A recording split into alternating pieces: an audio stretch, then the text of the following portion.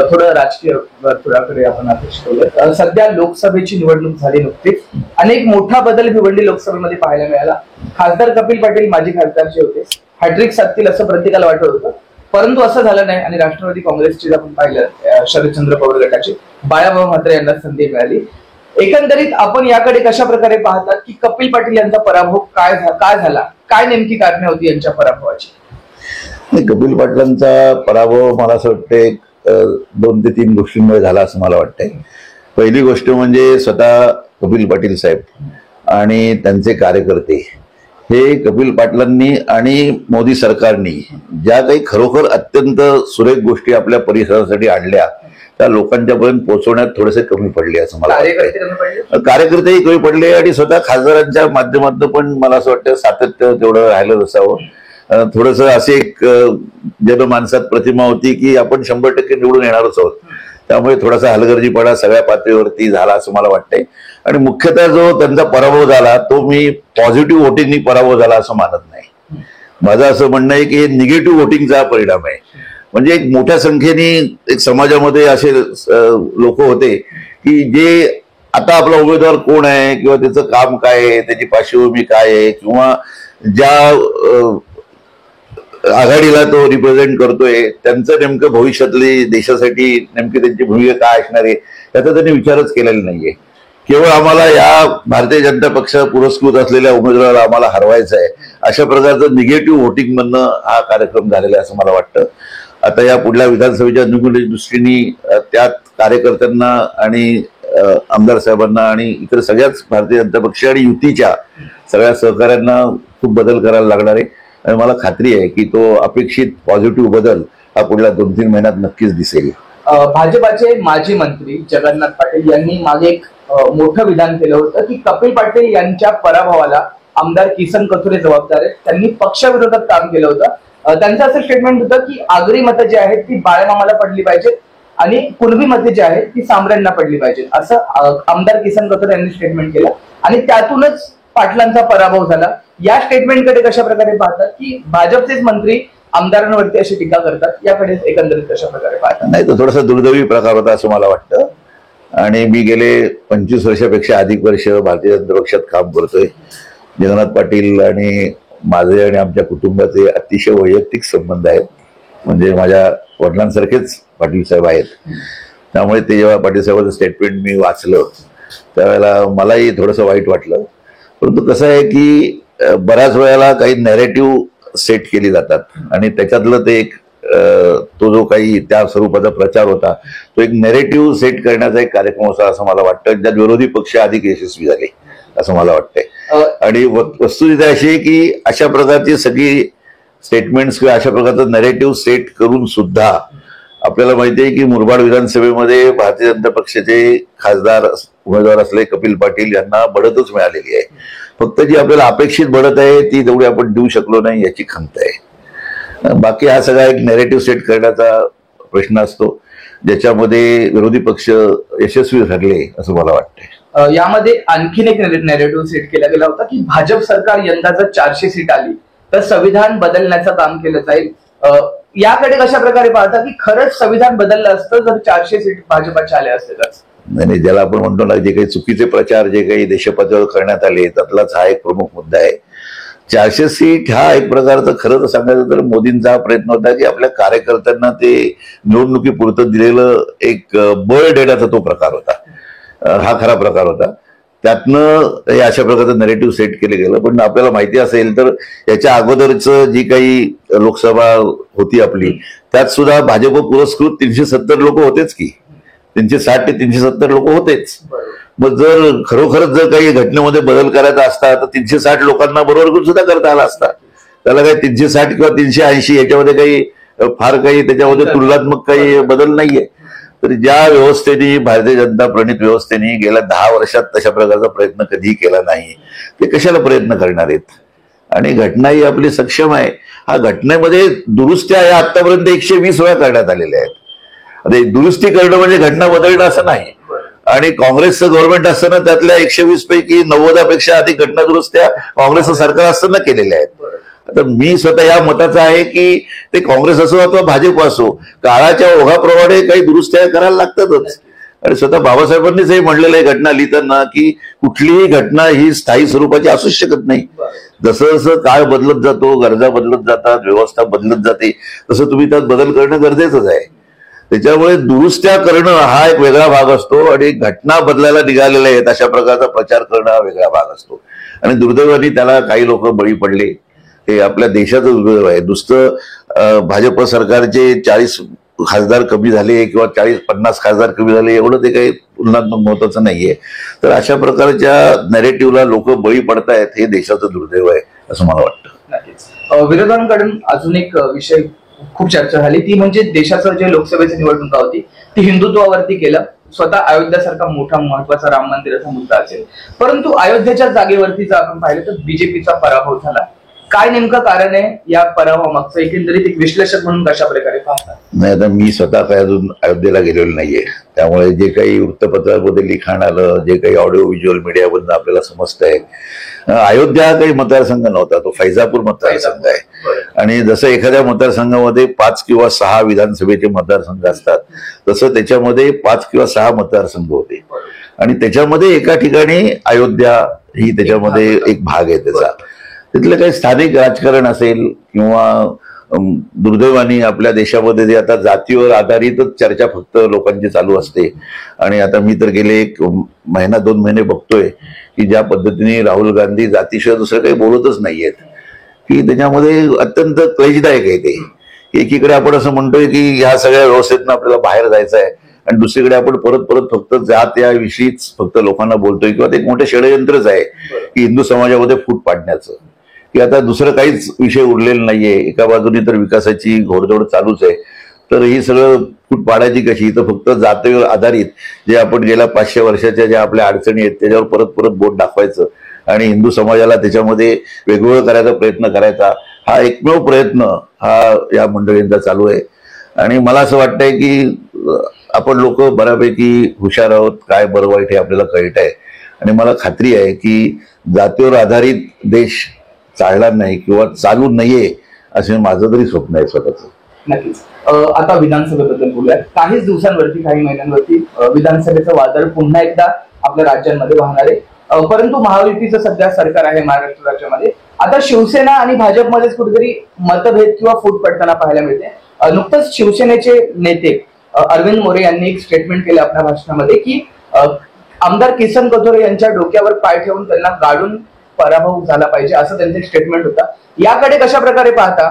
आणि दुसरीकडे आता एक नॅरेटिव्ह किंवा एक असं वातावरण सेट केलं जातंय की यंदाचं आमदार जे आहेत ते वामन म्हात्रे होतील. याकडे कशा प्रकारे पाहता? कारण मुरबाड हा विधानसभेचा जो बालेकिल्ला पाहिला तर गेल्या अनेक वर्षांपासून किसन कथोरे यांच्याकडे. तर काय वाटतं एकंदरीत अशा प्रकारे मित्र पक्षांकडूनच आरोप होतात किंवा मित्र पक्षाकडूनच अशा प्रकारे प्रक्षोभक वाक्य जेव्हा केलं जातं, कशा प्रकारे वातावरण निर्माण केलं जातंय महाराष्ट्रामध्ये? असं आहे बघा की मी गेले 25 वर्ष या राजकीय क्षेत्रात काम करतोय आणि सर्वपक्षीय जी मंडळी आहेत त्यांच्याशी माझे अतिशय वैयक्तिक स्वरूपाचे सलोख्याचे संबंध आहेत. त्यामुळे कथोरे साहेबांच्या विरोधामध्ये कोण उमेदवार असणारे हे सांगणं एवढा मोठा मी नाही, आणि कथोरे साहेबांच्या विरोधामध्ये कोण उमेदवार असणारे आणि ती काही महाविकास आघाडी आहे ती कोणाला उमेदवारी देणारे हे ते तिन्ही पक्ष ठरवतील. त्याविषयी आपण काहीतरी चर्चा करण्यातच अर्थ नाहीये.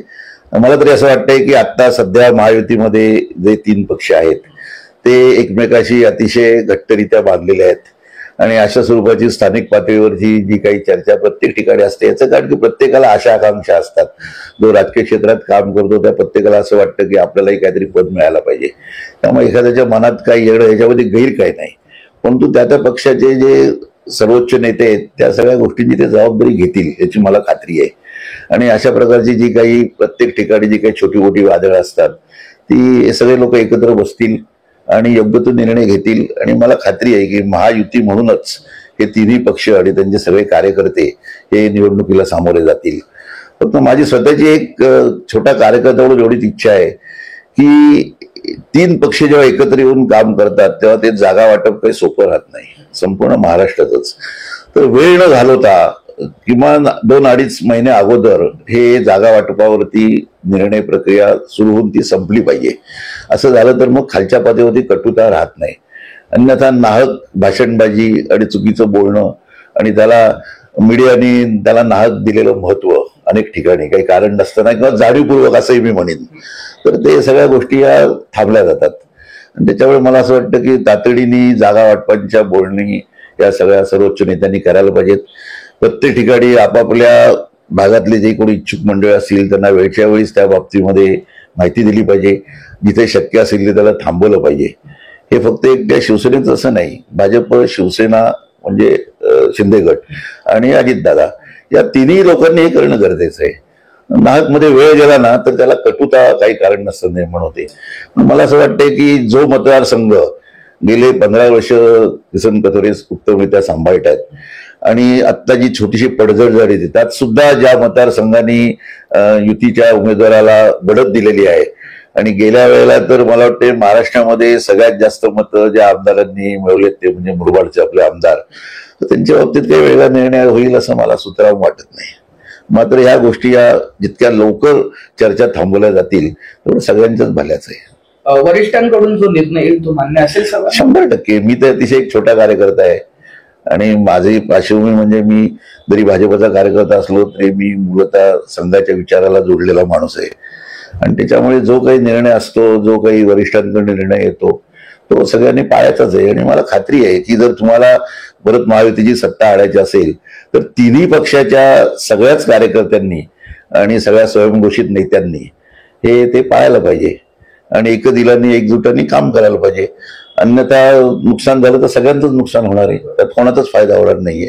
याचं भान प्रत्येकाने ठेवायला पाहिजे आणि वरच्या नेत्यांनी याचं भान ठेवायला पाहिजे आणि तातडीने निर्णय प्रक्रिया संपवली पाहिजे.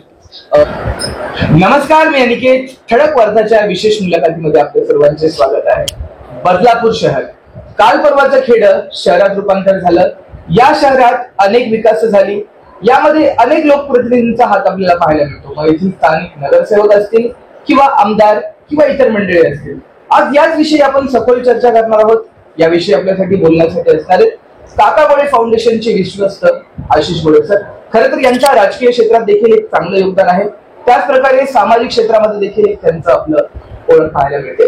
आज आपल्याशी याच विषयी बोलण्यासाठी आशिष सर असणार आहेत. आपण त्यांच्याकडून जाणून घेऊया की एकंदरीत कशा प्रकारे भाजपची रणनीती असणार आहे आणि त्या पद्धतीने जर आपण पाहिलं तर येणाऱ्या निवडणुकांमध्ये कशा प्रकारचं वातावरण शहरात पाहायला मिळतंय. आशिष सर, स्वागत आहे. नमस्कार. सर्वप्रथम काय सांगाल, बदलापूर शहराकडे आपण कशा प्रकारे पाहता? महाराष्ट्राची चौथी मुंबई म्हणून एक शहर अस्तित्वात आलंय आणि काल परवाच एक छोटस खेड आज नावारूपाला आलंय. कशा प्रकारे बदलापूर शहराला तुम्ही पाहता एक विश्लेषक म्हणून किंवा एक बदलापूरचे भूमिपुत्र म्हणून? माझा जन्मच बदलापुरात झालेला आहे, त्यामुळे गेले 57-58 वर्ष मी बदलापुरातच लहानाचा मोठा झालोय.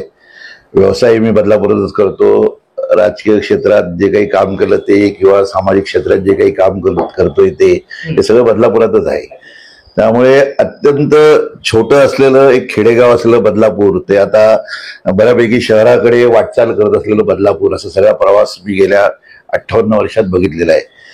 त्यातनं जेव्हापासून मला एक सामाजिक आणि सगळं भान आलं ते गेल्या 15-20 वर्षामध्ये तर मी एक वेगळंच स्थित्यंतर बदलापुरात झालेलं आहे असं बघतोय. आणि आता मुंबईचं अगदी उपनगर म्हणता येणार नाही, पण उपनगराच्या जवळपास या स्थितीपर्यंत आपण आता पोहोचलेलो आहोत असं मला वाटतंय. नक्कीच. देशाला स्वातंत्र्य मिळून प्रामुख्याने जर पाहिलं तर 76 वर्ष पूर्ण झाली. आपण मागच्या वर्षीचा देशाचा 75वा वर्ष देखील साजरा केला स्वातंत्र्याचा.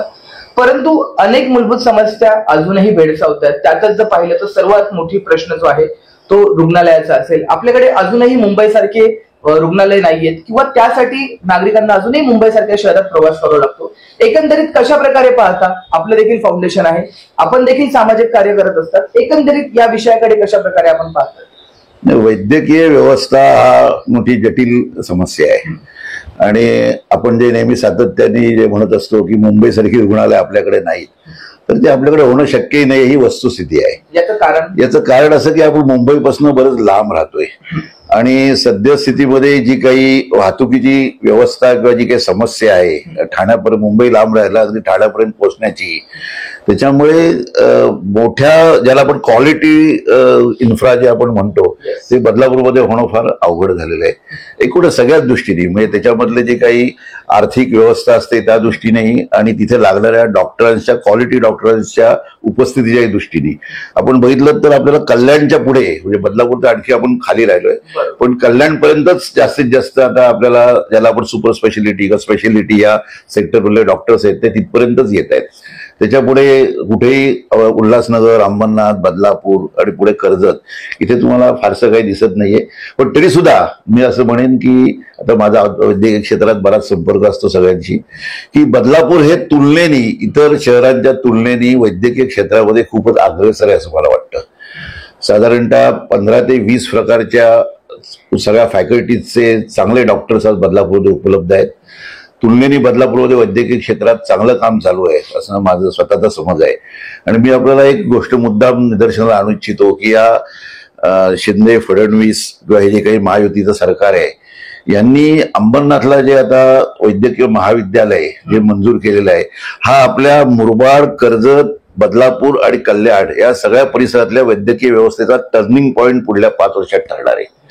आणि मला अजून असं वाटतं की आपल्या राजकीय क्षेत्रातली मंडळी हा जो काही एक प्रचंड मोठी जी काही नवीन आपल्याला जी काही देणगी मिळालेली आहे या युती सरकारकडनं, त्या बाबतीत लोकांना अपेक्षित त्या गोष्टी अजून माहिती देत नाहीत असं माझं स्वतःचं एक म्हणणं आहे. आणि खंत आहे मला ती की अत्यंत टर्निंग पॉइंट ठरणार आहे ही जे वैद्यकीय महाविद्यालय आहे ते. आणि त्याचं कारण असं आहे की एक शासकीय वैद्यकीय महाविद्यालय त्याच्याबरोबर एक मिनिमम 300 ते 500 बेडचं हॉस्पिटलही त्याच्याबरोबर असतं. आणि ज्या रीतीने आज आपल्याला छोट्या छोट्या गोष्टींसाठी आज आपल्याला KEMला किंवा मुंबईला जायला लागतंय, मला खात्री आहे की पुढल्या 5 वर्षामध्ये कर्जतपासून कल्याणपर्यंतच्या लाखो रुग्णांना आज अंबरनाथचं शासकीय रुग्णालय एक फार मोठा आधार मिळणार आहे. त्यामुळे मला तरी असं वाटतं की बदलापूर एक 20 वर्षातलं बदलतं बदलापूर आणि पुढल्या 5 वर्षातलं वैद्यकीय क्षेत्रातलं बदलतं आपला परिसर, ही 2 टोकं असणार आहेत असं मला वाटतं. आणि आपल्या खूप काही समस्या या वैद्यकीय महाविद्यालयामुळे आपल्या पूर्ण होणार आहेत. महाविद्यालय एवढंच नाही तर मी तुम्हाला म्हटलं तसं महाविद्यालयाच्या बरोबर येणारं सुपर स्पेशालिटी हॉस्पिटल, आणि ते सुद्धा अत्यंत किफायतशीर दरामध्ये, ही एक फार मोठी देणगी आपल्याला या युती सरकारने दिलेली आहे. आणि त्याचं आपण, म्हणजे मला तर असं वाटतं की पुढल्या काही पिढ्यांनी यासाठी या सरकारचे आभार मानायला पाहिजे असं मला वाटतंय. या भविष्यातल्या गोष्टी झाल्या, परंतु सध्याची शासकीय रुग्णालयाची अवस्था पाहिली, मग ते दुबई रुग्णालय असेल किंवा ग्रामीण रुग्णालय असेल, अजूनही नागरिकांना काही सोयी तिथे मिळत नाही आणि त्यांना उल्हासनगर सारख्या शहरात जावं लागतं. मग काही प्रसूती दरम्यान समस्या देखील उद्भवतात, आपण पाहतो वारंवार बातम्या. तर याकडे प्रशासनाने लक्ष द्यायला हवं असं एक वैद्यकीय अभ्यासक म्हणून वाटतं. हो, 100% मला असं वाटतं. आणि माझा नेहमी आमच्या कचोरे साहेबांना आग्रह असतो की आपण मुरबाड ग्रामीण रुग्णालय आणि आपलं बदलापूरमधलं ग्रामीण रुग्णालय ह्याच्याकडे आपण अधिक लक्ष देणं गरजेचं आहे असं माझा तर नेहमीच आग्रह असतो. अडचण अशी आहे या सगळ्या शासकीय व्यवस्थेमधली की 50% पेक्षा अधिक पदं यातली भरलीच जात नाहीत. कारण की शासकीय अव्यवस्था, त्यात असलेले सगळे गोंधळ, त्यात असलेला भ्रष्टाचार, याच्यामुळे डॉक्टर तिथे यायला काम करायला तयार होत नाहीत. ही संपूर्ण महाराष्ट्राची समस्या आहे आणि ते कुठल्या सरकारवरती फारसं अवलंबून नाही आहे, ही आपली सार्वत्रिक समस्या आहे. आणि त्याच्यामुळे 50% पदं या बहुतेक ठिकाणी तुम्हाला रिक्त आहेत असं दिसतील. त्याच्यामुळे काय होतं की व्यवस्था कशी तरी उभी राहते, पण ती चालवणारी यंत्रणाच तिथे जागेवरती नसते. ही खरी समस्या आहे. बदलापूरच्या ग्रामीण रुग्णालयाची ती समस्या आहे आणि इतर कुठल्याही ग्रामीण रुग्णालयांची ती समस्या आहे. तर खरं म्हणजे डॉक्टर तिथे कसे कामाला येतील, डॉक्टर आणि इतर सगळ्या पॅरामेडिकल स्टाफ, याच्याकडे खरं तर अधिक लक्ष देण्याची गरज आहे. आणि मला खात्री आहे की या दुबई रुग्णालय, म्हणजे नगरपालिकेचं जे आहे ते ग्रामीण रुग्णालय, मुरबाडचं रुग्णालय, हे जर आपण अधिक सक्षम जर करू शकलो तर मला असं वाटतंय दरवर्षी किमान लाखभर लोकांना त्याचा आपण उपयोग करून देऊ शकतो. आज आमची एक छोटीशी संस्था आहे काकावळे फाउंडेशन ही, त्यातनं आम्ही वेगवेगळ्या प्रकारच्या वैद्यकीय सेवा इथे उपलब्ध केलेल्या आहेत. बदलापुरातली 40,000 लोक आमच्याकडे दरवर्षी येत आहेत. आमची एखादी एक छोटी व्यवस्था जर अशा पद्धतीने एवढ्या मोठ्या लोकांना आकर्षित करू शकते तर शासकीय व्यवस्था तर मला असं वाटतंय की लाखो लोकांना आकर्षित करू शकेल आणि फार मोठा त्याचा उपयोग आपल्या सगळ्या लोकसंख्येला बदलापूरमधल्या होईल. त्यामुळे या वैद्यकीय व्यवस्थेकडे अधिक लक्ष देणं, ती सक्षम करणं आणि वेळ पडेल तिथे खाजगी व्यवस्थेचा शासकीय व्यवस्थेमध्ये उपयोग करून घेणं हे फार गरजेचं आहे असं मला वाटतंय. थोडं बदलापूरच्या विकासाबद्दल आपण बोलूयात. शेवटचे सेगमेंट असेल आपले. बदलापूर शहराला मेट्रो लाभणारे आणि त्यातून अनेक लोकांचा फायदा होणार आहे, परंतु सध्याची जर परिस्थिती पाहिली तर रेल्वेची समस्या प्रत्येक बदलापूरकराला भेडसावते. खरं तर बदलापूरवरनं अनेक लोक जे आहेत ते मुंबईला प्रवास करतात आणि तो प्रवास जो असतो तो अतिशय जीवघेणा असतो. जीव मुठीत घेऊन प्रवास करावा लागतो. याकडे कशा प्रकारे पाहता की एकीकडे आपल्याला मेट्रोचं स्वप्न दाखवलं जातं, यालाच लागून दुसरा प्रश्न असा आहे की एकीकडे आपण नॅशनल महामार्ग बनवतोय जेणेकरून मुंबई, वडोदरा आणि दिल्ली असा प्रवास होणार आहे, तेच दुसरीकडे सध्याच्या परिस्थितीमध्ये रस्ते जे आहेत ते खड्डेमय झालेत. याकडे कशा प्रकारे पाहता की एकीकडे आपण स्वप्न पाहतोय मेट्रोची, परंतु इथले स्थानिक लोकांचे प्रश्न सॉल्व्ह करू शकलो नाही. एकीकडे आपण महामार्गाचे स्वप्न बघतोय, परंतु इथल्या खड्ड्यांचं काय असा प्रश्न जो आहे तो बदलापूरची जनता विचारते. या दोघी गोष्टींना कशा प्रकारे पाहता की चाललोय नेमकं कुठं, सध्याच्या परिस्थितीमध्ये काय चाललंय? नाही, त्यात आपण 3 टप्प्यांमध्ये मला वाटतं या विषयी आपण बोलायला पाहिजे, कारण ते 3 टप्पे वेगवेगळे आहेत.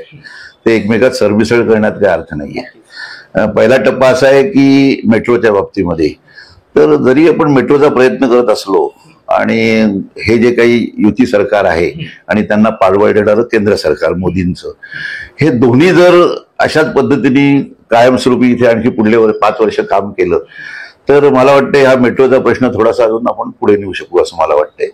तरी सुद्धा मला असं वाटतंय की स्वप्न दाखवणं वेगळं आणि प्रत्यक्षात गोष्टी येणं वेगळं.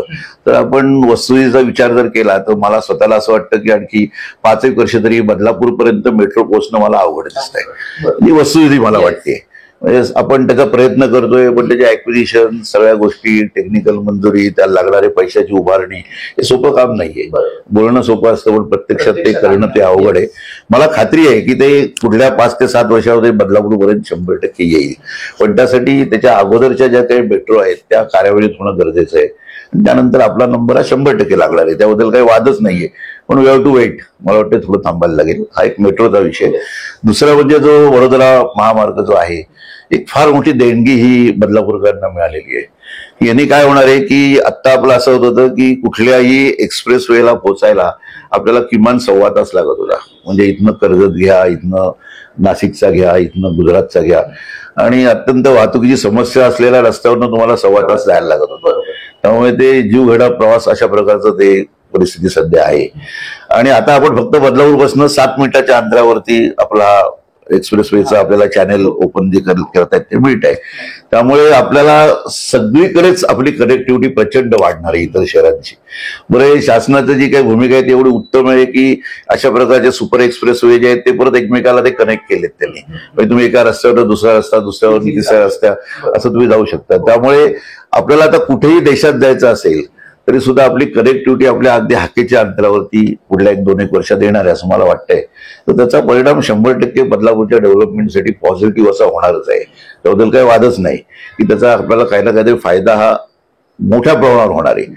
पण आपला खरी जी अडचण आहे ज्याच्यामुळे आपण मागे राहतोय ती म्हणजे आपली बदलापूर ते मुंबईची रेल्वे, रोजचा जो आपला प्रवास आहे, ही आपली खरी अडचण आहे. बदलापूरला जर वाढायचं असेल तर 2 गोष्टी, एक आपल्याला अपेक्षित असलेलं पाणी आणि दुसरं म्हणजे वाहतूकची व्यवस्था, आणि त्याच्यामध्ये म्हणजे रेल्वे.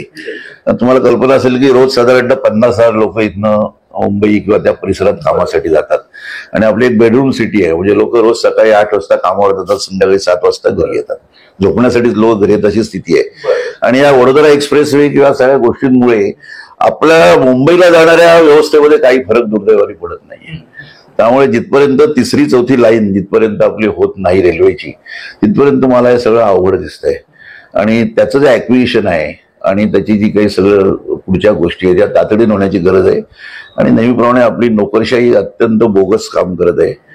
ऍक्विजिशनच्या बाबतीमध्ये सुद्धा महसूल खात्याचं काम अत्यंत बोगस आहे की काही कोणाला पडलेलं नाहीये. त्याच्या मागे ज्या पद्धतीने एक टाइम बाउंड कार्यक्रम पाहिजे तसं काही होताना मला दिसत नाहीये. म्हणजे निधी असतो परंतु खायला दिलेला आहे, परंतु खायला तळे दिलेत पण दात नाही, तशी आपली अवस्था आलेली आहे प्रत्येक ठिकाणी. त्याच्यामुळे खरं म्हणाल तर या सगळ्या राजकीय व्यवस्थेनी, या सगळ्या पुढाऱ्यांनी हे टाइम बाउंड कसं होईल याच्याकडे आपण अधिक लक्ष देणं गरजेचं आहे. आणि त्याचबरोबर मला असं एक सांगावं असं वाटतं मुद्दाम की फक्त 3री-4थी लाईन नाही तर पनवेल कर्जत हा जो काही मार्ग आहे रेल्वेचा, जो आता साधारण 50% चालू आहे, तर तो जेव्हा फुल फ्लेज चालू होईल आणि जेव्हा गुड्सची ट्रॅफिक ही त्या मार्गाने जाईल किंवा पुण्याच्या पुढे जाणाऱ्या ज्या लांब पल्ल्याच्या गाड्या आहेत त्या जेव्हा पनवेल कर्जत मार्ग पुढे जातील, त्यावेळेला कर्जत टू ठाणे हा जो काही ट्रॅक आहे तिथे आपल्याला एक्स्ट्रा रॅक्स फिरवायला आपल्याला जागा मिळेल. आणि त्यामुळे ते मला असं वाटतं की 2 ते 3 वर्ष त्याला आपल्याला लागणार आहेत. तर मला तरी असं वाटतंय की 1-3 वर्ष तरी आपलं जी काही प्रचंड समस्या आहे त्यात फार ती काही लवकर दूर होईल असं मला वाटत नाही. एक त्यातलं छोटंसं उत्तर असं आहे की अंबरनाथ लोकल या आपल्या बदलापूर आणि कर्जतच्या लोकलच्या संख्येपेक्षा दुप्पट आहेत. म्हणजे दर 2 अंबरनाथ लोकल मागे आपल्याला 1 बदलापूर किंवा कर्जत लोकल असते. तर काही काळापुरतं 3 ते 4 वर्षापुरतं तरी अंबरनाथच्या 10 ते 15 लोकल्स तुम्ही बदलापूर किंवा कर्जतला तिथपर्यंत नेण्याची गरज आहे. अंबरनाथकरांना समजवण्याची गरज आहे की हा जो काही बदल आहे हा पुढल्या 3 ते 4 वर्षाकरता असेल. एकदा का हा ट्रॅक चालू झाला की मग परत त्यांच्या रिस्टोर करता येतील आपल्याला. पण ही जी काही जीवघेणी समस्या आज बदलापूर आणि पुढल्या लोकांची आहे त्यावर खरा लगेच काढायचा जर काही मार्ग असेल तर अंबरनाथच्या काही ट्रेन्स काही काळापुरत्या का होईना तिथल्या लोकांना विश्वासात घेऊन त्या बदलापूरपर्यंत वाढवणं, हाच एक मला तरी सध्या तरी एक सोल्युशन दिसतंय. बाकी रोजची भाषणं आणि रोजची आश्वासनं हे पुढले काही वर्ष चालूच राहतील असं मला तरी वाटतं. बदलापूर शहराची लोकसंख्या जर पाहिली सध्याच्या घडीला तर 5-5.5 लाखाच्या घरात पाहायला मिळते. परंतु इथले जे मूलभूत अधिकार असतील किंवा मूलभूत प्रश्न असतील, मग ते विजेची समस्या तितकीच महत्वाची आहे किंवा पाण्याची समस्या असेल किंवा शिक्षणाची असेल, मुलांना मुंबईसारख्या शहरांमध्ये कॉलेजला जावं लागतं. काय पाहता की एवढ्या 5-5.5 लाखाच्या संख्येला पाणी पुरवणं किंवा वीज पुरवणं किंवा आरोग्याच्या समस्या असतील किंवा शिक्षणाच्या समस्या असतील, प्रशासन कुठेतरी कमी पडते किंवा नेमकं काय होते, लोकसंख्या वाढत चालले, एकंदरीत कसं पाहता? प्रशासक व्यवस्था तर संपलेलीच आहे. आता मी 15 वर्ष स्वतः पूर्व बदलापूर नगरपालिकेमध्ये 10 वर्षापेक्षा अधिक काम केलेलं आहे. मी माझ्या पत्नीने काय प्रकारे काम चालतं आणि काय अधिकाऱ्यांची मानसिकता आहे याच्यावरती न बोलणं हेच चांगलं आहे. मग हे असंच चालू राहणार नाही, असं चालू राहणार असं नाही. लोकप्रतिनिधींचा त्यांच्यावरती दबावच राहिलेला नाही, दुर्दैव आहे. सर्व पक्षीय, त्याच्यामध्ये कोण एक पक्ष नाही, सर्व पक्षीय लोकप्रतिनिधींचा हल्ली ऍडमिनिस्ट्रेशनवर दबावच उडलेला आहे. उलट हेच म्हणायला लागलेत की नोकरशाही आमचं ऐकत नाही. मला तर हसायला येतं हे सगळं जे काय ऐकतो तेव्हा. की नोकरशाही हे नेहमी मूळ वेलीवरचे एक बांडगुळ असतं, ती काही मूळ वेल नसते. पण मूळ वेलीला म्हणजे लोकप्रतिनिधींना असं वाटायला लागलंय की हीच मूळ वेळ आहे, तेच आमचं ऐकत नाही, त्या मानसिकतेत लोकप्रतिनिधी आलेले आहेत. आणि याचं एकमेव कारण असं आहे की भ्रष्ट झालेली राजकीय व्यवस्था ही या नोकरशाहीला काय सांगणार आणि काय बोलणार, ही खरं त्यातलं दुर्दैव आहे. आता त्यावर काही न बोलणं चांगलं, कारण त्यावर कुठलाच पक्ष आणि कोणीच त्याच्यामधनं बाहेर नाहीये, ही वस्तुस्थिती आहे. तर त्याच्याकडे एक वेगळ्या नजरेने बघायची गरज आहे, ऍडमिनिस्ट्रेशनला हलवण्याची गरज आहे. मी गेल्या 10 वर्षात असा कुठलाही सीओ बघितला नाही नगरपालिकेत की ज्यांनी रस्त्यावर उतरून काही काम केलेलं आहे. दुर्दैव आहे. काय आता त्यावर आपण काय बोलणार. तर तो एक झाला वेगळा विषय. दुसरा असा विषय की जेव्हा लोकसंख्या एवढी मोठ्या प्रमाणात वाढते ना, शहरीकरण वाढतं, तेव्हा पाणी ही सगळ्यात मोठी समस्या असते त्याच्यामध्ये. विजेच्या बाबतीत तेवढी मला समस्या वाटत नाही, कारण आता नॅशनल ग्रीड मधनं तुम्ही हिमाचल मधली वीज तुम्ही मुंबईमध्ये आणू शकता अशी परिस्थिती आहे. पण पाणी तुम्ही कुठनं उचलून इथे आणू शकत नाही. त्यामुळे पाण्याचे जे स्रोत आहेत ते तुम्हाला स्थानिक पातळीवरच तुम्हाला तयार करावे लागतील.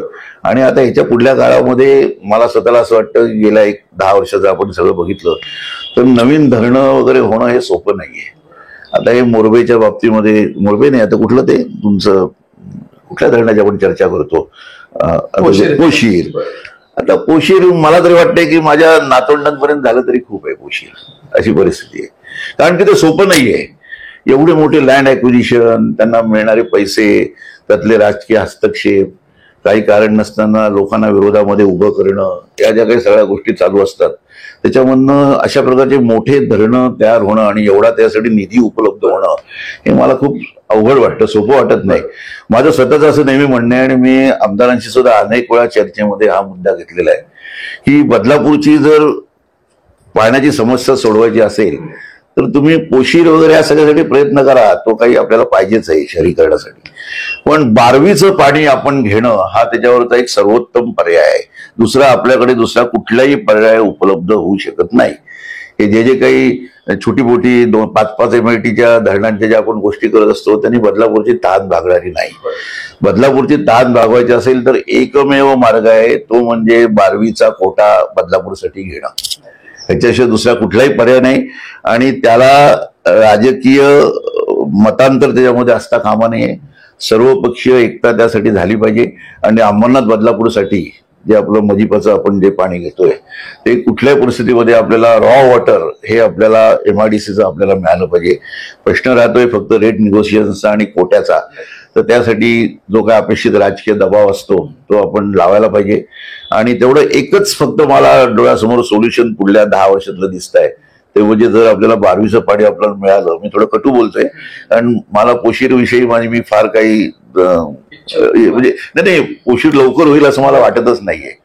तर जे काही खरोखर होण्यासारखं आहे ते म्हणजे आपल्याला माहिती असेल की आपल्याला 2005 साली जेव्हा आपल्याला बॅरेज आपलं बंद झालं तेव्हा आपण 48 तासामध्ये आपण MIDCचं रॉ वॉटर आपण घेऊ शकलेलो होतो. एवढं ते सोपं आहे. आता फक्त राजकीय इच्छाशक्तीचाच प्रश्न आहे आणि रेट निगोशिएशनचा प्रश्न आहे. कारण MIDC हे पाणी विकूनच त्यांचं पोट भरत आहे, दुसरं काही त्यांच्याकडे उद्योग उरलेले नाही आता. त्याच्यामुळे पाणी विकणं आणि पाण्याचा दर ठरवणं हेच त्यांच्या दृष्टीने महत्वाचं आहे. तर तो अपेक्षित कोटा आपल्याला मंजूर करून घेणं राजकीय दबाव वापरून, मी जाणीवपूर्वक हा शब्द वापरतोय की राजकीय दबाव वापरून कोटा मंजूर करून घेणं आणि रेट निगोशिएट करणं. माझं असं म्हणणं आहे की थोडंसं पाण्याचे दर आपले वाढले तरी चालतील, पण पाणी नसण्यापेक्षा थोडंसं 10% वाढीव दराचं पाणी सुद्धा आपल्याला चालेल की जे कायमस्वरूपी स्रोत आपल्यासाठी तयार होईल. तर मला असं वाटतंय की आपण त्या विषयात थोडंसं कमी पडतोय असं मला वाटतंय.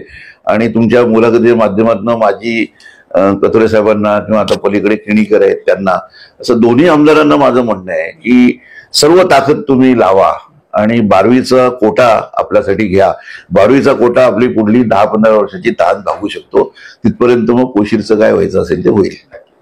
शेवटचा प्रश्न या सेगमेंट मधला, विधानसभेच्या निवडणुका येत आहेत. पुन्हा एकदा किसन कथोरे यांना जनतेने आमदार का निवडलं पाहिजे? काय आवाहन कराल बदलापूरच्या सुज्ञ जनतेला आणि एकंदरीत मुरबाड विधानसभेच्या नागरिकांना? नाही, तर 2-3 मुद्दे आहेत. पहिलं म्हणजे किसनराव कथोरे हे महायुतीचे उमेदवार असणार आहेत आणि महायुती त्यांचा जो काही कामाचा वेग आहे तो लक्षात घेता महायुतीचं सरकार येणं गरजेचं आहे.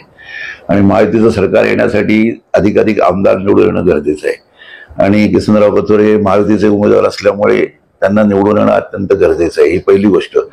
म्हणजे केवळ किसनरावांपुरतं नाही तर युतीचा आमदार निवडून येणं महायुतीचा आणि तो मग किसनराव कथोरे असणं, असं दोन्ही कॉम्बिनेशन असणं फार गरजेचं आहे. त्यामुळे कथोरे साहेबांना आपण निवडून दिलंच पाहिजे काय झालं तरी. दुसरं असं त्यांचा जो कामाचा त्यांचा जो काही एकूण वेग आहे तो उत्तम आहे आणि अनेक गोष्टींमध्ये आपल्याला त्यांच्यामुळे अधिक निधी प्रत्येक वेळेला उपलब्ध झालेला आहे. फक्त मला एवढंच सांगायचं वाटतंय की दिखाऊ कामांसाठी तो निधी न वापरला जाता प्रत्यक्षात ज्याची गरज आहे अशा कामांसाठी तो निधी वापरला जाणं फार महत्वाचं आहे. याच्या पुढल्या भविष्याच्या काळामध्ये की नेमक्या आपल्या समस्या काय आहेत आणि त्यासाठी ते वापरणं गरजेचं आहे. आणि मी नेहमीच आमदार साहेबांशी या 2 विषयावर बोलत असतो की बदलापूरमध्ये 2 गोष्टींकडे तुम्ही जास्तीत जास्त लक्ष द्या. पहिली गोष्ट म्हणजे आपलं मेडिकल हब होणं गरजेचं आहे. म्हणजे वैद्यकीय व्यवस्था आपली सुधारायला पाहिजे, जी आपल्या अत्यंत नशिबाने या युती सरकारमुळे अंबरनाथला आपल्याला मेडिकल कॉलेज आणि त्याच्याबरोबर हॉस्पिटल मिळत आहे. तो एक विषय फार मोठ्या प्रमाणावरती आपला पूर्ण होतोय. पण तरी सुद्धा काही मोठी हॉस्पिटल चेन्स वगैरे आपल्याकडे येणं गरजेचं आहे. ज्याला आपण मेडिकल हब म्हणतो ते बदलणं गरजेचं आहे. आणि दुसरं आपला एज्युकेशनल हब होणं फार गरजेचं आहे.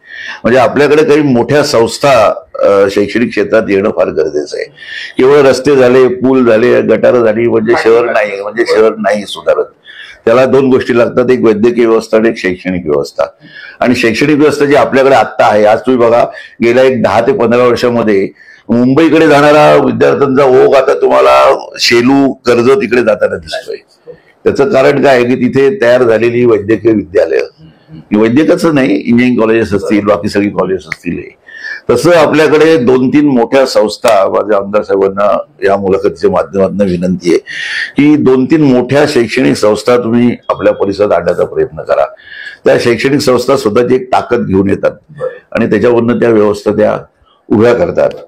तर शैक्षणिक व्यवस्थेला खूप मोठं पाठबळ देण्याची गरज आहे. आणि त्याच्यामध्ये आपल्या इथल्या स्थानिक राजकीय नेत्यांनी त्यांना त्रास देऊ नये ही सगळ्यात महत्वाची गोष्ट आहे. की प्रत्येक ठिकाणी सगळ्यांचे इंटरेस्ट त्याच्यामध्ये आड येतात आणि मग मोठ्या संस्था तिथे यायला जोड होतं. परंतु वैद्यकीय आणि शैक्षणिक संस्थांचं जर एक जाळं तयार झालं तर ते शहर सुदृढ व्हायला वेळ लागत नाही असं मला वाटतं. तर हे होते काकाघोळे फाउंडेशनचे विश्वस्त तसेच माजी नगरसेवक आशिष घोळे.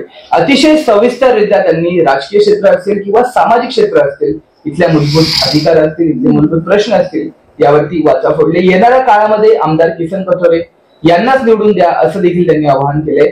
येणाऱ्या काळामध्ये खूप महत्वाचं असणार आहे ते म्हणजे मुरबाड विधानसभेच्या निवडणुकांचं जे वादळ किंवा जे वातावरण आहे त्यामध्ये कशा प्रकारे जनता निवडणूक मध्ये आपली रोल निभावते हे देखील पाहणं महत्वाचं ठरणार आहे. तुर्तास इतकंच. अशा नवीन माध्यमांसाठी, अशाच नवीन विषयांसाठी पाहत राहा ठळक वार्ता. धन्यवाद. धन्यवाद.